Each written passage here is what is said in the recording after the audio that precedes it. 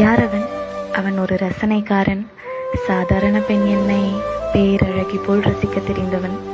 நான் உதட்டில் சாயம் பூசிக்கொண்டால் உன் வறண்ட இதழ்களைத்தான் விரும்புகிறேன் என்பான். கண்களில் கருவளையம் என்று கவலை கொள்கின்றேன், உன் கண்களின் மீதே ஈர்ப்பு என்கின்றான். கண்களில் மையிட்டு கொண்டால் பேரழகினி என்று கவிதை பாடத் தொடங்கி விடுவான். யார் அவன்?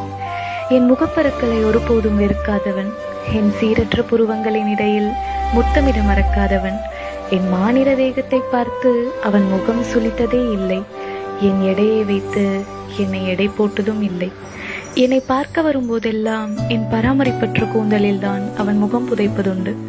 உனக்கு நான் எப்படி இருக்க வேண்டும் என்று ஒரு முறை கேட்டேன். நீ எப்படி இருந்தாலும் என் விழிகள் உன்னை ரசிக்கத்தானே போகிறது என்கின்றான்.